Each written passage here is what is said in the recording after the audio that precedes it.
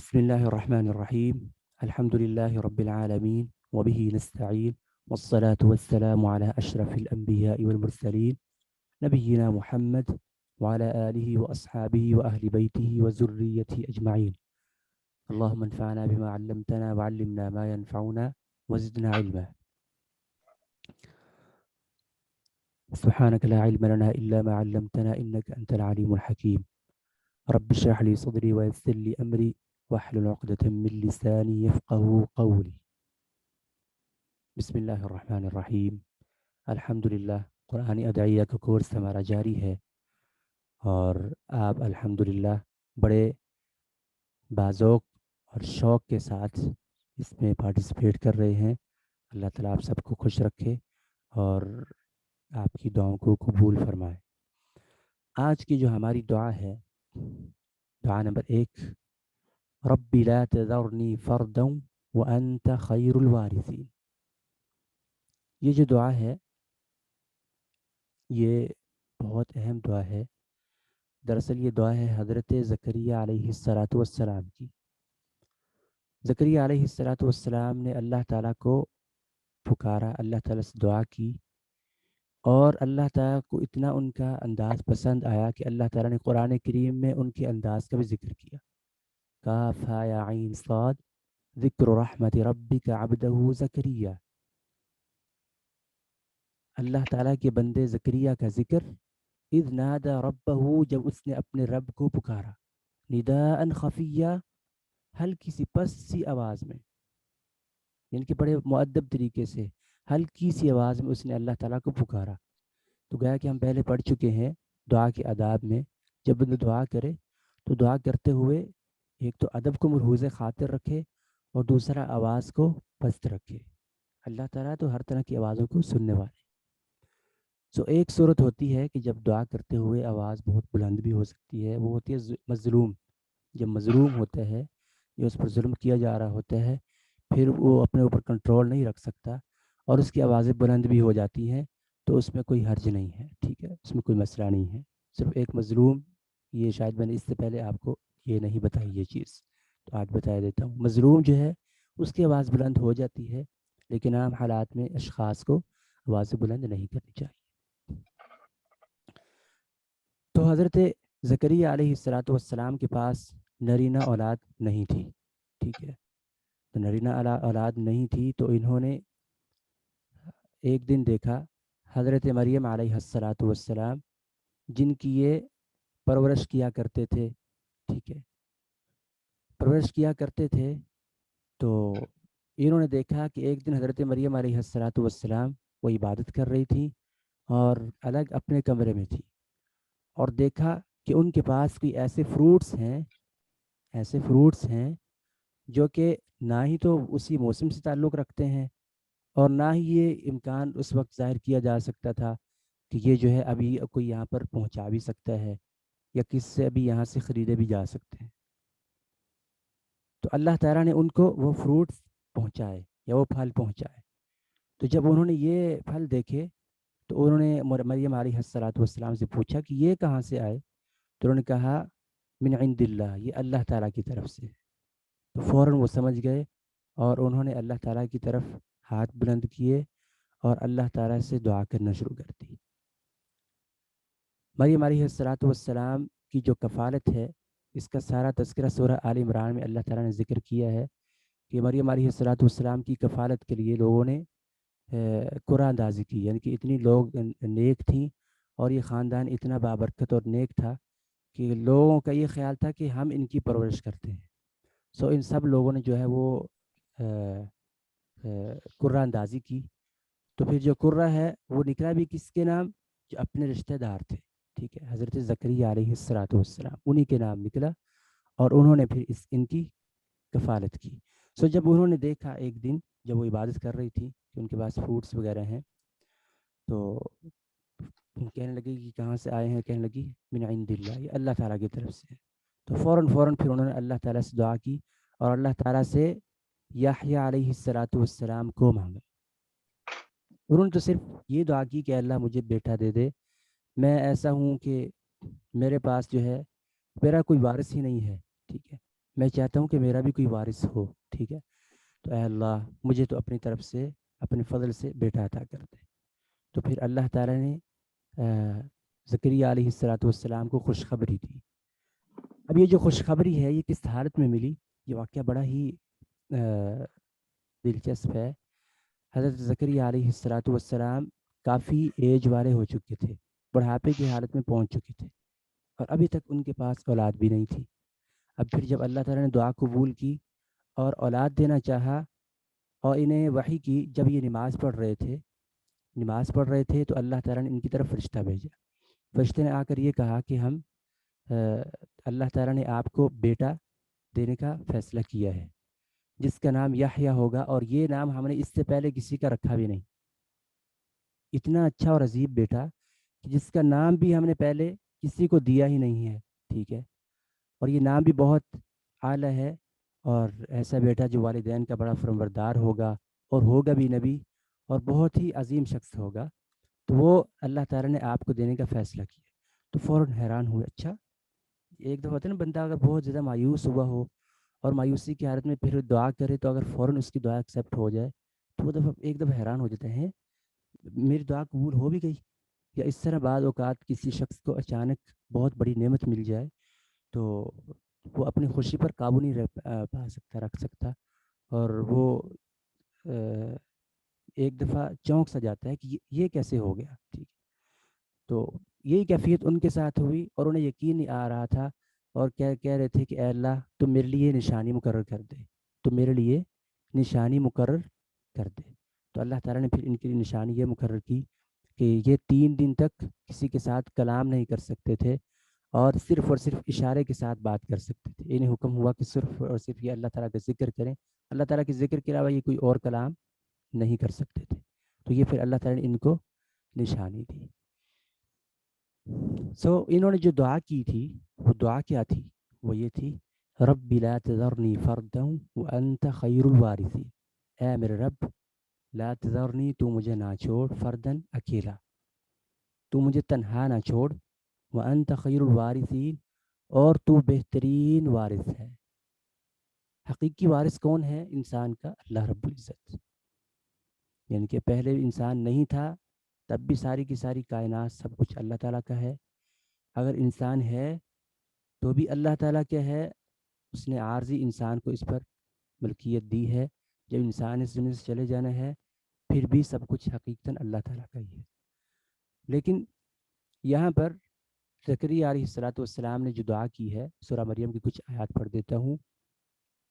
ذکر رحمت ربک عبدہ زکریا اذ نادى ربه نداء خفیا قال رب انی وہن العظم منی، اے اللہ میری جو ہڈیاں ہیں بڑی کمزور ہو چکی ہیں، واشتعل الرأس شیبا، میرا جو سر ہے وہ بوڑھا ہو چکا ہے، ولم اکم بدعائک رب شقیا، اور میں ابھی بھی تیری طرف سے کوئی نا امید نہیں ہوا، میں ایسا بدبخت نہیں ہوں کہ میں یہ سمجھوں کہ میری دعا قبول نہیں ہوگی، مجھے یقین ہے کہ تو میری دعا قبول کرے گا۔ یہ ان کی دعا کے الفاظ، ولم اکم بدعائک رب شقیا، جس طرح بندہ دعا کرتے ہیں نا، اللہ اے اللہ دیکھیں میں تو بوڑھا ہو چکا ہوں، میرے سارے بال سفید ہو چکے ہیں، تو جانتا ہے میرا سر جو ہے وہ بڑھاپے سے جو ہے وہ ابھر رہا ہے، ٹھیک ہے۔ تو اس طرح کے انہوں نے الفاظ استعمال کیے، ولم اکم بدعائک رب شقیا وانی خفت الموالی من ورائی، میں اپنے پیچھے اپنی نسل کے حوالے سے میں خوف زدہ ہوں،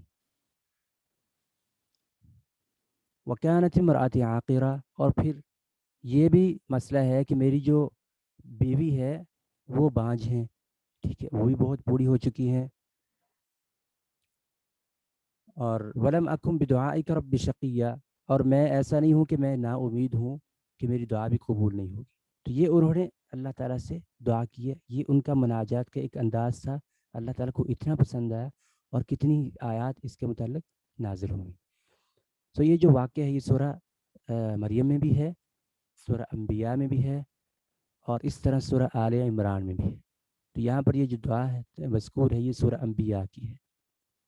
سورہ انبیاء میں ترتیب کے ساتھ انبیاء کی دعاؤں کا تذکرہ ہے اور ان کی قبولیت کا تذکرہ ہے کہ اللہ تعالیٰ نے کس نبی کی کون سی دعا قبول کی اور اس کو کس طرح پھر اس کو نوازا، تو یہ انہوں نے دعا کی ربی لا تذرنی فردا، اے میرے رب مجھے اکیلا نہ چھوڑ، وانت خیر الوارثین، اور تو بہترین وارث ہے۔ اس لیے یہ دعا اس کو کثرت سے کرنی چاہیے جس کے پاس ایک تو نرینہ اولاد نہ ہو، نرینہ اولاد کہتے ہیں مذکر اولاد، ٹھیک ہے، بیٹے کی صورت میں نعمت ہونا، ٹھیک ہے، جس کے پاس ایسی نعمت نہ ہو وہ اس کو کثرت کے ساتھ کر سکتا ہے۔ اس طرح ویسے وہ بھی کر سکتا ہے جس کے پاس بالکل بھی اولاد نہیں ہے، بے اولاد، ٹھیک ہے۔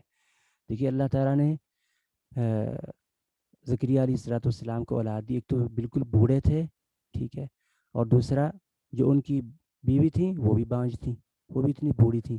اور پھر جب یہ آیات سے جو ہے نا واضح ہوتا ہے کہ جو ان کو جو اللہ تعالیٰ نے اولاد دی ہے وہ ایک معجزانہ دی ہے، معجزانہ، ایک ہوتا ہے نا ایک انسانی ایک قوت ہوتی ہے کہ انسان اپنی قوت کا یعنی کہ اللہ تعالیٰ کے حکم سے وہ استعمال کرتا ہے تو پھر وہ اس طرح کا معاملہ ہوتا ہے، حمل وغیرہ ٹھہرتا ہے۔ تو یہ اللہ تعالیٰ نے جو ان کو اولاد دی ہے زکریا علیہ الصلوۃ والسلام کو، یہ معجزانہ عطا ہوئی۔ اس طرح ہی ابراہیم علیہ الصلوۃ والسلام کو جو بیٹے کی نعمت ملی اسماعیل علیہ الصلوۃ والسلام، اس سے بھی یہ ظاہر ہوتا ہے کہ ان کو بھی معجزانہ اولاد دی گئی۔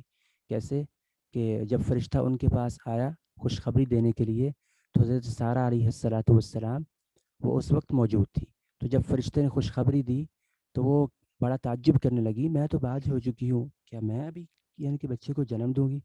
تو پھر فرشتوں نے کہا اللہ تعالیٰ کی تم پر سلامتی ہو، ہاں یہ اللہ تعالیٰ کا انعام ہے، اللہ تعالیٰ نے اس چیز کا فیصلہ کیا ہے، ٹھیک ہے۔ تو یعنی کہ انہوں نے بہت زیادہ تعجب کا اظہار کیا۔ سورہ ہود میں اس واقعے کا تذکرہ موجود ہے۔ سو یہ دعا کثرت کے ساتھ ان افراد کو کرنی چاہیے جن کے پاس یہ نعمت نہیں ہو، انشاءاللہ اللہ تعالیٰ ان کی دعا کو قبول فرمائیں گے، اور پھر جو وہ یہ جو نعمت ہے عظیم انشاءاللہ انہیں مل جائے گی۔ اس کے بعد ہے رب ابن لی عندک بیتا فی الجنہ، اے میرے رب میرے لیے اپنے پاس گھر بنا دے جنت میں، میرے لیے اپنے پاس جنت میں گھر بنا دے۔ یہ کس کی دعا ہے؟ یہ دعا ہے فرعون کی بیوی کی جن کا نام تھا آسیہ علیہ الصلاۃ والسلام۔ دراصل معاملہ یہ ہوا کہ ایک دفعہ نہیں یہ ایک اور واقعہ ہے جو میرے ذہن میں آیا تھا، یہ بھی فرعون کے حوالے سے ہی ہے۔ یہ واقعہ چلا بات آ گئی تو بیان کر دیتا ہوں کہ فرعون کتنا ظالم شخص تھا۔ ایک دفعہ فرعون کی بیٹی کو جو ہے وہ ایک خاتون جو وہاں یعنی کہ کام کرتی تھی دربار میں، وہ اس کو کنگھی کر رہی تھی، تو کنگھی اس کے ہاتھ سے گر گئی تو اس نے کہا بسم اللہ، بسم اللہ۔ تو فرعون کی بیٹی نے یہ سنا جب کلمہ تو کہنے لگی اچھا یہ تم نے کیا بولا ہے، اس سے مراد میرے والد ہیں؟ تو اس نے کہا نہیں، اس سے مراد وہ اللہ ہے جو ہم سب کا خالق ہے، جو آپ کے والد کا بھی رب ہے، اس کا پیدا کرنے والا ہے۔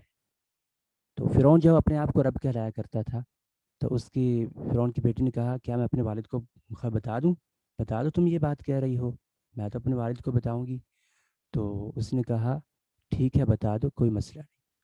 تو اب جب فرعون کو بتایا گیا، اس کی بیٹی نے جا کے اس کو خبر دی، تو فرعون نے اس خاتون کو اپنے پاس بلایا، اس نے کہا یہ کیا ماجرا ہے جو تم نے بسم اللہ والا شروع کیا ہوا ہے؟ اس نے کہا یہ میرا اور تیرا رب ہے۔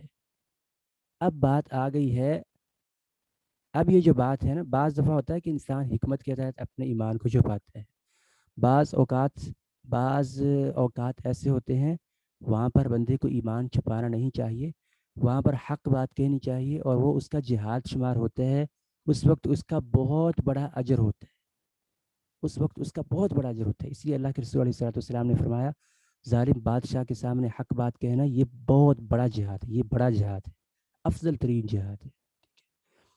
بسا اوقات انسان حکمت کے تحت کچھ باتوں میں یعنی کہ رک بھی جاتا ہے کچھ باتوں سے، لیکن کچھ احوال یا اوقات ایسے ہوتے ہیں کہ وہاں پر ایک بندے کی خاموشی بہت سے لوگوں کے ایمان کے ضیاع کا سبب بن جاتی ہے، تو وہاں پر بندے کو خاموش نہیں رہنا چاہیے، کیونکہ وہاں پر صرف اس کے ایمان کا مسئلہ نہیں ہوتا بلکہ دیگر لوگوں کے ایمان کا مسئلہ بھی ہوتا ہے۔ تو ایسی صورتحال، ایسی آزمائش اگر کسی کے سامنے بھی کسی کے ساتھ بھی کوئی پیش آئے تو اسے بالکل بھی اپنی زندگی کا یا اپنی دنیا کا فکر نہیں کرنا چاہیے، اسے پھر فوراً اپنی آخرت دیکھنی چاہیے اور اپنے ایمان کا خیال رکھنا چاہیے اور دنیا کی کوئی پرواہ نہیں کرنی چاہیے. سو اس نے کیا کیا، وہ وہاں پر کوئی گھبرائی نہیں اور اس نے فرعون کے دربار میں یہ کہا اللہ، اس سے مراد وہ اللہ ہے جو میرا اور تیرا خالق ہے. ٹھیک ہے. تو اب اس نے کیا کیا فرعون نے، اس نے ایک کڑاہا منگوایا. کڑاہا شاید آپ کو یہ لفظ سمجھ آیا ہو کہ نہیں، ایک بہت بڑا برتن جس میں آئل گرم کیا جاتا ہے. اس نے ایک برتن کو منگوایا اور اس میں آئل کو ڈالا اور آئل کو گرم کیا اور اس نے اس خاتون کے سامنے اس کے بچوں کو اس میں پھینکنا شروع کیا اور پھینکنا شروع کیا. اب پھر وہ جو بچہ جو اس کے سینے کے ساتھ لپٹا ہوا تھا، جب اس نے اس سے چھین کر اس میں پھینکنا چاہا تو وہ تھوڑا سا ہچکچائی. آپ جانتی ہیں کہ ایسا بچہ جو ابھی والدہ کی بالکل گود میں رہتا ہو، والدہ کو اس سے بڑی محبت ہوتی ہے، بہت پیار ہوتا ہے، تو والدہ کی صورت بھی نہیں چاہتی کہ اس کو کوئی تکلیف پہنچے، خصوصاً چھوٹے بچے کو تکلیف پہنچے. تو اس نے اس سے کھینچ کر اس میں پھینکنا چاہا تو تھوڑا سا پیچھے ہٹی.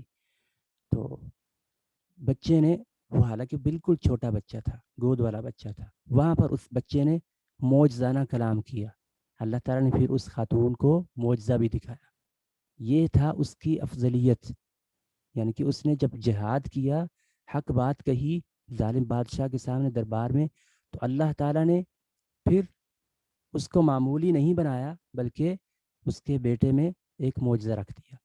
تو اس بیٹے نے کلام کیا، اس نے کہا اے میری والدہ، گھبراؤ نہیں، دنیا کی جو تکلیف ہے یہ آخرت کی تکلیف کے مقابلے میں بہت ہلکی ہے، اس لیے آخرت کی تکلیف کی پرواہ کریں، دنیا کی تکلیف کی پرواہ نہ کریں. اور یہ بھی روایت میں آتا ہے کہ اس نے کہا اے میری ماں، یہ جس تیل میں مجھے پھینکنے لگا یہ تو جنت ہے، تم اس میں چھلانگ لگا دو. ٹھیک ہے. تو یہ الفاظ بھی ہیں. سو جب اس خاتون نے یہ سنا تو اس نے پھر ہچکچانا چھوڑ دیا اور فرعون نے پھر حتیٰ کہ اس خاتون کو بھی اس میں گرم تیل میں پھینک دیا. تو یہ ہوتا تھا فرعون کا ظلم، اتنا جابر اور ظالم شخص تھا. تو اس نے اپنی بیوی کو بھی نہیں چھوڑا. جب اس کو پتہ چل گیا کہ ایمان لے آئی ہے، غالباً یہ جو حضرت آسیہ ہیں، انہوں نے موسیٰ علیہ السلام کی پرورش بھی کی تھی فرعون کے دربار میں. تو اس نے جب ان کو سزا دینی چاہی تو جب یہ اس کو سزا دے رہا تھا تو انہوں نے اللہ تعالیٰ سے دعا کی اے میرے رب، میرے لیے جنت میں ایک گھر تیار کر دے اور مجھے فرعون کے ظلم سے نجات دے دے. تو اللہ تعالیٰ نے، روایت میں بھی آتا ہے کہ اللہ تعالیٰ نے ان کو دنیا میں ہی اسی حالت میں ہی جنت میں ان کا گھر دکھایا تاکہ یہ ثابت قدم رہے. دراصل جو فرعون تھا یہ بہت جابر تھا، اس کے بڑے بڑے سخت واقعات موجود ہیں قرآن کریم میں، باقاعدہ ان کا ذکر ہے. بچوں کو قتل کر دینا، خواتین کو زندہ رکھنا تاکہ ان کو فتنے کا شکار کرے، ان سے خدمت لے. تو اس طرح کے بڑے ہولناک اس کے کام تھے. اس طرح موسیٰ علیہ السلام کی پیدائش کے بعد کچھ نجومیوں نے اس کو ڈرایا دھمکایا تو اس نے بچوں کو قتل کرنا شروع کر دیا. تو اس کے بہت ظلم مشہور ہیں. سو بات یہاں پر بہت لمبی ہو جائے گی. تو پھر اس وقت حضرت آسیہ نے یہ اللہ تعالیٰ سے دعا کی اے میرے رب، میرے لیے جنت میں گھر تیار کرتے. تو اللہ تعالیٰ نے ان کو اسی وقت گھر دکھایا، جنت میں ان کا گھر تیار کر دیا. تو یہ دعا ہے، یہ بھی پڑھنی چاہیے اللہ تعالیٰ سے جنت مانگتے ہوئے. رب بن لی عندک بیتا فی الجنہ، اے میرے رب تو اپنے پاس میرے لیے ایک گھر بنا دے. اس کے بعد یہ جو دعا ہے رب اجعلنی مقیم الصلاۃ ومن ذریتی، یہ دعا بھی بہت اہم ہے. یہ آپ میں سے اکثر کو یاد بھی ہوگی کیونکہ نماز میں بھی تشہد کے بعد بھی اکثر افراد اس کو پڑھتے ہیں. یہ جو دعا ہے یہ ابراہیم علیہ السلام کی دعا ہے. اور اگر آپ قرآن کریم کا ترجمہ پڑھی ہیں، یہ آپ نے پڑھا ہے ایک دفعہ قرآن کریم کا ترجمہ، تو آپ نے دیکھا ہوگا کہ ابراہیم علیہ السلام نے خصوصاً اپنی اولاد کے لیے بہت سی دعائیں کی ہیں، اپنی اولاد کے لیے بہت دعائیں کی. اور یہی وجہ ہے کہ اللہ تعالیٰ نے پھر انبیاء کا جو ایک طویل سلسلہ ہے وہ سارا کا سارا حضرت ابراہیم علیہ السلام کی اولاد میں رکھ دیا اور آپ کو جد الانبیاء کہا جاتا ہے. ابراہیم علیہ السلام کے دونوں بیٹے اسماعیل اور اسحاق، دونوں نبی ہوئے. پھر اسماعیل علیہ السلام آپ کی نسل سے انبیاء کے امام محمد صلی اللہ علیہ وسلم آپ تشریف لائے. اور پھر اسحاق علیہ السلام کی نسل سے ان کے بیٹے یعقوب علیہ السلام وہ بھی نبی ہوئے. پھر اس کے بعد یعنی کہ پوتے کے بعد پھر جو ابراہیم علیہ السلام کا پڑ پوتا ہے یوسف وہ بھی نبی ہوئے. ٹھیک ہے. پھر اس طرح اللہ تعالیٰ نے ان کی نسل میں مزید نبوت کو رکھا. داؤد علیہ السلام، ٹھیک ہے، ایوب علیہ السلام، سلیمان علیہ السلام، یحییٰ علیہ السلام، عیسیٰ علیہ السلام. یہ سارے کے سارے کس کی اولاد ہیں؟ اسحاق علیہ السلام کی. اور اسحاق علیہ السلام کس کی اولاد ہے؟ ابراہیم علیہ السلام کی. اور ادھر سے جو عربی النسل، عربوں کی جو ایک لڑی ہے، یہ جو ایک نسل ہے اسماعیل علیہ السلام تک جو پہنچتی ہے وہ کس کی اولاد ہے؟ وہ ابراہیم علیہ السلام کی اولاد ہے. تو ابراہیم علیہ السلام نے اپنی اولاد کے لیے بہت دعائیں کی، بہت دعائیں کی. تو بڑی عظیم عظیم دعائیں کی. یہاں پر بھی وہ دعا کر رہے ہیں رب جعلنی، اے میرے رب مجھے بنا دے، مقیم الصلاۃ، نماز کو قائم کرنے والا، اور من ذریتی، اور میری اولاد کو بھی، مجھے بھی نماز قائم کرنے والا بنا دے اور میری اولاد کو بھی. ربنا وتقبل دعا، اے میرے رب میری دعا کو قبول فرما. ربنا اغفر لی، اے میرے رب مجھے معاف کر دے. ولوالدیہ، میرے والدین کو بھی. وللمؤمنین، اور مومنوں کو بھی. یوم یقوم الحساب، جس دن حساب کا دن ہوگا، جس دن حساب قائم ہوگا، قیامت کا دن ہوگا. ابراہیم علیہ السلام کی دعاؤں کو اللہ تعالیٰ نے قرآن بنا دیا اور آج تک ہمارے لیے نمونہ بنا دیا. اتنے عظیم نبی تھے، اتنے عظیم پیغمبر تھے، اتنے عظیم پیغمبر تھے. سو یہ دعا بھی آپ لوگوں کو زبانی یاد کرنا ہے. یہ بڑی عظیم دعا ہے کہ جس کو نہیں آتی وہ اس کو یاد کرے اور اس کو پڑھنا چاہیے. کہ بندہ کچھ نماز میں تھکاوٹ یا اپنے اندر ایک کسلان میں محسوس کرے کہ وہ نماز کی طرف اس کا صحیح دل نہیں چاہ رہا، تو فوراً اس دعا کا ورد کرے اور کثرت کے ساتھ اس دعا کو پڑھے، اور اپنی اولاد کے لیے بھی اس دعا کو پڑھے تاکہ وہ بھی نمازی بن جائے. اس کے بعد یہ جو دعا ہے ربنا اتمم لنا نورنا، اس کا پہلے ترجمہ پڑھیے، اس کے بعد میں اس کا بیک گراؤنڈ بتاتا ہوں. ربنا اتمم لنا، اے ہمارے رب ہمارے لیے پورا کر دے، نورنا ہمارا نور. واغفر لنا، ہمیں بخش دے، انک علی کل شیء قدیر، بے شک تو ہے ہر چیز پر قادر، ہر چیز پر قدرت رکھنے والا. قیامت کے دن جو مختلف مواقع ہیں ان میں سے ایک موقف یہ بھی ہے، مختلف مواقف، یہ موقف کی جمع ہے، یعنی کہ ٹھہرنا، ٹھہراؤ، مختلف مقامات. قیامت کے دن کے جو مقامات ہیں ان میں سے ایک یہ بھی ہے کہ اللہ تعالیٰ مومنوں کو نور دیں گے، روشنی دیں گے ان کے عملوں کے سبب جو انہوں نے دنیا میں کیے. ان کو ایک روشنی ملے گی، ٹھیک ہے، اور اس روشنی میں وہ چلیں پھریں گے. اور منافقوں سے روشنی چھین لی جائے گی جو دنیا میں دکھلاوے کا عمل کرتے تھے اور مومنوں سے کہتے تھے کہ ہم تمہارے ساتھ ہیں. حقیقت میں وہ مومنوں کے ساتھ نہیں تھے، کفار کے ساتھ تھے، اور یا ویسے وہ بد عمل تھے، منافقین. تو ان کو قیامت کے دن روشنی یا نور نہیں دیا جائے گا. یہ ایک بہت خطرناک موقف ہے، اور اس کا تذکرہ اللہ تعالیٰ نے سورہ حدید میں کیا ہے. یوم تری المؤمنین والمؤمنات یسعی نورہم بین ایدیہم وبایمانہم. اے نبی کریم علیہ السلام، جب آپ دیکھیں گے قیامت کے دن مومنوں کو، مومن مردوں کو اور مومن خواتین کو، مومنات کو، وہ اپنے روشنی میں چل رہے ہوں گے جو ان کے سامنے ہوگا اور ان کی دائیں جانب ہوگا. وہ اپنی روشنی میں چل رہے ہوں گے اور اس دن انہیں جنت کی خوشخبری دی جائے گی کہ آج کے دن تم جنت میں چلے جاؤ گے. اور وہاں پر اس کے بعد اللہ تعالیٰ نے یہ تذکرہ کیا یوم یقول المنافقون والمنافقات. پھر اس دن آپ دیکھیں گے کہ جس دن منافق مرد اور منافق عورتیں، اس کا مطلب ہے منافقین صرف مردوں میں نہیں ہوتے، خواتین میں بھی ہوتے ہیں. اس طرح مومن صرف مردوں میں بھی نہیں ہوتے، خواتین میں بھی ہوتے. تو ہر طرح کے لوگ ہر طرح کی جنس میں موجود ہوتے ہیں. تو اس وقت منافقین جو ہیں وہ دیکھیں گے کہ ان کے پاس کوئی روشنی نہیں ہے، اندھیرا ہی اندھیرا ہے. تو وہ آئیں گے مومنوں کے پاس اور کہیں گے کہ آپ ہمیں تھوڑی سی روشنی دے دیں. کیا ہم دنیا میں تمہارے ساتھ نہیں تھے؟ ہم تمہارے ساتھ رہا کرتے تھے، دنیا میں ہم اکٹھے تھے، تو لہٰذا آپ ہمیں تھوڑی سی روشنی دے دیں تاکہ ہم بھی چل پھر سکیں. یہ جو روشنی ہے یہ خاص کر اس وقت کام آئے گی جب انسان نے پل صراط کو عبور کرنا ہے، کیونکہ پل صراط جو ہے وہ ایسی ہے کہ جو جہنم کے اوپر ایک پل ہے، اس کو گزر کر آگے جانا ہوگا۔ جب حساب کتاب ہو چکا ہوگا تو اللہ تعالیٰ ایک پل کو رکھیں گے جسے صراط کہتے ہیں، اور اس پل سے گزر کر آگے جانا ہوگا۔ جو گناہ گار ہیں، جن کی نیکیاں بہت کم ہیں، ٹھیک ہے، تو وہ لوگ وہی اسی پل سے ہی جہنم میں گر جائیں گے، جو کبیرہ گناہوں کے مرتکب ہیں، جن کو اللہ تعالیٰ نے سزا دینی ہے، ٹھیک ہے۔ اس طرح کفار بھی اور منافقین وہ اسی پل سے ہی نیچے گر جائیں گے۔ لیکن جو ایسے گناہ گار ہیں، مومن ہیں، جن سے کبھی خطائیں ہوتی ہیں، تو وہ لوگ اس پل صراط سے کچھ زخمی ہوں گے، کچھ یہ ہے کہ اپنے اعمال کے سبب کوئی تیزی سے گزر جائیں گے، کوئی آہستہ آہستہ گزریں گے، کوئی اتنی سپیڈ سے گزر جائیں گے کہ انہیں پتہ بھی نہیں چلے گا کہ ہم نے پل صراط پار کر بھی لی ہے۔ تو یہ ان کے عملوں کی وجہ سے ہوگا۔ اس وقت روشنی کی بہت ضرورت ہوگی، تو یہ کہیں گے کہ ہمیں بھی روشنی دے دیں۔ اب مومن جو ہیں، یہ ایمان والا شخص ہوتا ہے مومن، اس کے اندر اللہ تعالیٰ نے بڑے آداب رکھے ہوتے ہیں، وہ بڑا با ادب ہوتا ہے، تو وہ مومن جو ہیں ان کو جواب کچھ نہیں دیں گے، کچھ نہیں کہیں گے انہیں، کیونکہ مومن کے لیے ایک لائق نہیں ہوتا کہ کوئی ان کے پاس کوئی مانگنے کے لیے آئے، کوئی سوالی آئے تو اس کو لٹا دیں یا سوالی کو جھڑک دیں، تو مومن کے لیے لائق نہیں ہوتا۔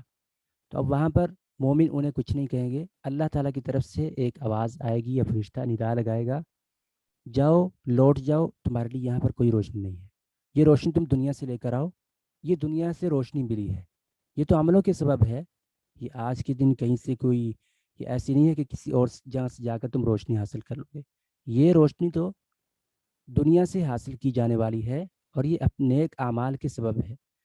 تو یہاں پر اس روشنی سے مراد وہ روشنی ہے جو قیامت کے دن ملنے والی ہے، اور یہاں پر اس سے مراد ہدایت بھی ہے جو انسان کو دنیا میں حاصل ہوتی ہے، تاکہ اس کے ساتھ وہ جنت میں قیامت کے دن روشنی کو پالے، روشنی حاصل کر لے، اور قیامت کے دن جو تکالیف ہیں ان سے بچ سکے۔ تو اب آپ کو اس دعا کا سبب نزول یا اس کا پس منظر سمجھ آ گیا ہوگا۔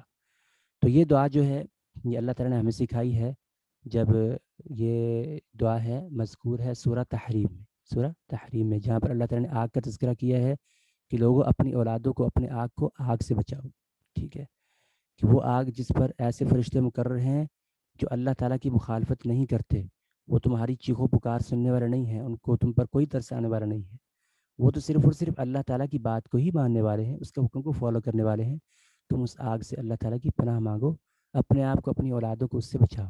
اور وہاں پر پھر یہ اس دعا کا تذکرہ ہے کہ اللہ ہمارے گناہوں کو بخش دے اور ہمارے لیے نور کو رکھ دے، یعنی کہ دنیا میں ہدایت اور آخرت میں روشنی۔ ربنا، اے ہمارا رب، اتمم لنا نورنا، ہمارے لیے روشنی کو پورا کر دے، ہمارے نور کو پورا کر دے، واغفر لنا، ہمیں بخش دے، انک علی کل شیء قدیر، بے شک تو ہے ہر چیز پر قدرت رکھنے والا۔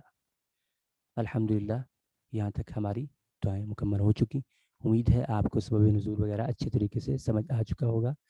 اب ہم سوالات کی جانب آتے ہیں۔ اس سے پہلے میں ذرا ویڈیو کو ریکارڈنگ کو سٹاپ کر دوں۔